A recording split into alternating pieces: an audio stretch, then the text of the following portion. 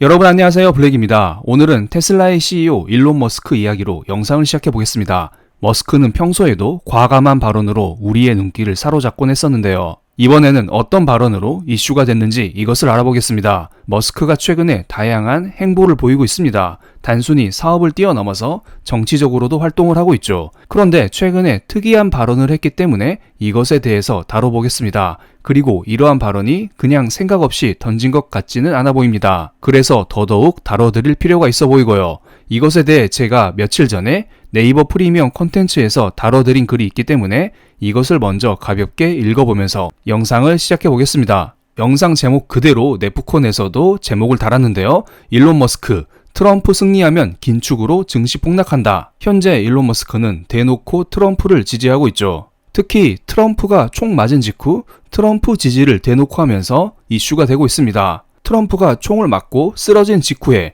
일론 머스크는 아마도 트럼프가 대통령이 되지 않을까 이런 생각을 했나 봅니다. 그래서 머스크는 이런 말을 했습니다. 나는 트럼프 대통령을 전적으로 지지하며 그의 빠른 회복을 희망합니다. 이거 트럼프가 대통령이 안 되면 어쩌려고 이런 거죠? 그만큼 트럼프에 대해서 확신이 있지 않았을까 이런 생각을 하고 있습니다. 그러면서 그 이후에 머스크와 트럼프는 돈독한 관계를 유지하고 있는데요. 그런데 여러분, 예전부터 머스크가 도지코인 매니아인 거 아시나요? 머스크가 다량의 도지코인을 보유하고 있다는 건 역시 널리 알려진 사실이고요. 머스크는 툭하면 그의 트윗에 도지에 대한 찬양을 지속적으로 올리고 있습니다. 그런데 재밌는 게 하나 있어요.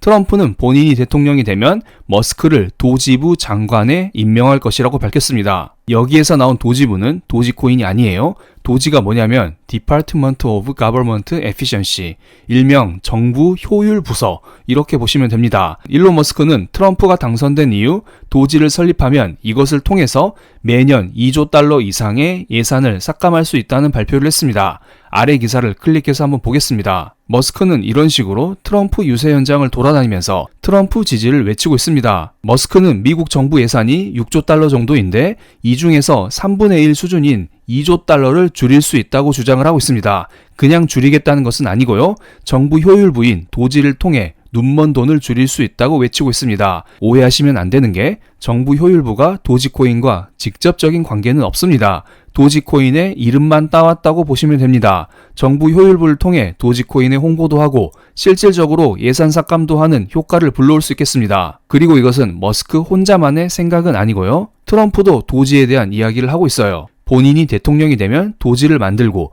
이것을 머스크에게 맡길 것이라는 말을 하기도 했었습니다. 둘 다 도지의 진심이에요. 물론 여기에서 말하는 도지는 도지코인이 아닙니다. 그러면서 며칠 전에는 일론 머스크가 트럼프가 대통령이 되면 긴축 정책과 함께 경제적 고통을 겪을 것이고 증시 폭락 가능성도 있다는 말을 했습니다. 그렇지만 이것은 일시적일 수 있고요. 장기적인 번영을 보장한다는 말을 하기도 했습니다. 진짜로 무언가 지출을 줄이려고 하는 것 같습니다. 트럼프 공약을 잘 보면 법인세와 소득세 인하를 추진하고 관세를 부과하면서 재정 지출까지 확대할 것으로 예상이 되고 있죠. 그런데 이 상황에서 도지를 통해 예산을 줄인다고? 뭔가 앞뒤가 안 맞는다는 생각이 들기도 합니다. 돈을 많이 푼다는 공약을 하는과 동시에 지출을 줄이겠다는 말을 하고 있습니다. 그래서 제가 그림을 하나 그려봤습니다. 현재 정부의 수입과 지출이 이렇게 된다고 해볼게요. 현재는 지출이 더 많은 상황으로서 매년 정부의 재정 적자가 늘어나고 있는 상황이죠. 그런데 트럼프는 본인이 대통령이 되면 법인세와 소득세 인하를 통해서 수입은 조금 줄어들 수 있겠지만 관세 부과를 통해서 줄어드는 수입을 어느 정도 커버할 수 있다고 말하고 있습니다. 그래도 세금 자체가 줄어드는 것이기 때문에 아무리 관세로 메꾼다 하더라도 어느 정도 수입이 감소되는 부분이 있겠죠. 그렇지만 현재 정부의 지출이 너무 과도하기 때문에 이것을 도지를 통해서 주황색으로 표기된 지출을 3분의 1 정도 줄이겠다고 외치고 있는 것입니다. 이렇게 되면 정부 재정을 정상화시킬 수 있다라고 주장하고 있죠. 그렇다면 구체적으로 어떻게 지출을 줄일 것인지 살펴보겠습니다. 실은 머스크는 경제 전문가는 아니잖아요. 그렇기 때문에 트럼프 주변의 책사를 보면 머스크가 어떤 부분에서 지출을 줄일 것인지 확인할 수 있습니다. 재무장관 후보로 거론되는 헤지펀드 폴슨앤컴퍼니의 창립자인 존 펄스도 머스크, 트럼프와 비슷한 말을 하고 있습니다. 민주당이 도입한 인플레이션 감축법을 줄이겠다는 말을 했습니다. 태양광, 풍력 등 비효율적이고 비경제적인 보조금을 없애야 한다면서 이런 보조금을 줄이면 지출을 줄일 수 있다라고 예비 재무장관이 말하고 있습니다.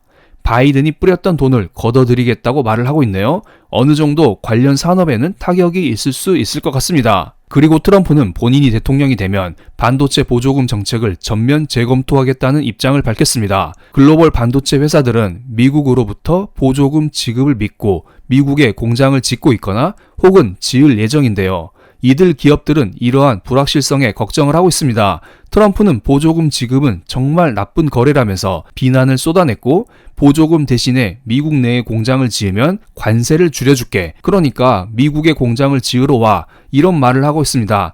바이든과 약간 다른 정책이죠. 즉 보조금 대신 관세로 기업들을 꼬시는 것입니다. 어떻게 보면 바이든이 시행했었던 여러 보조금 정책을 폐지하면서 정부 지출을 줄이겠다는 말을 하는 것입니다. 트럼프와 머스크는 악동 이미지가 강하기 때문에 이런 정책들을 아무 생각 없이 그냥 뱉었다고 생각할 수도 있겠습니다. 그런데 제가 볼 때는 정말 글로벌 트렌드를 잘 반영한 정책으로 보입니다. 코로나 이후 미국을 비롯한 전 세계는 정말 많은 돈을 뿌려왔습니다.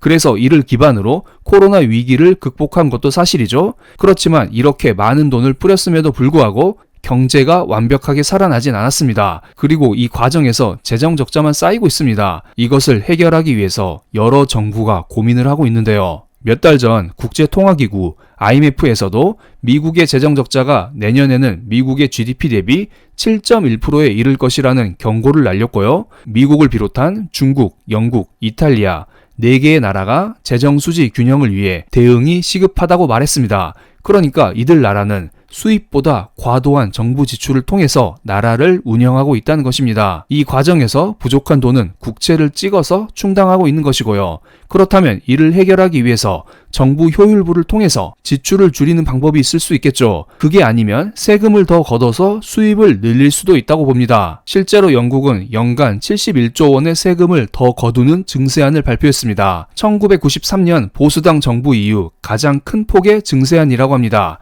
IMF에서 경고를 했듯 영국도 재정 적자가 심한 나라 중 하나인데요. 이것을 극복하기 위해 세입을 늘리는 선택을 했다고 보시면 됩니다. 미국도 재정 적자가 심한 상황이죠. 그런데 트럼프는 오히려 세입을 줄이려는 정책을 쓰고 있습니다. 그렇지만 이것을 해결하기 위해서 도지를 통해 지출을 줄인다? 이렇게 보시면 됩니다. 그리고 아직은 대선에 가려있기 때문에 재정적자 이야기가 수면 위로 잘 올라오지 않습니다만 대선 이후 이것이 충분히 이슈가 될 수 있다고 보고요. 늘 그렇듯 돈을 풀면 다 해결되잖아? 이런 식으로 끝나지는 않을 것 같습니다. 미국 기준으로 미국의 10년물 국채금리가 4.4%까지 올라가 버렸는데요. 돈을 풀면 풀수록 국채금리가 올라가면서 앞으로 미국에서 돈을 땡겼을 때 부담해야 할 이자가 늘어나고 있는 상황입니다. 사람들이 미국에 점점 돈을 빌려주지 않는다고 보시면 됩니다. 그렇기 때문에 미국 정부 입장에서도 단순히 돈만 풀면 땡? 이렇게 생각하지는 않을 것 같습니다.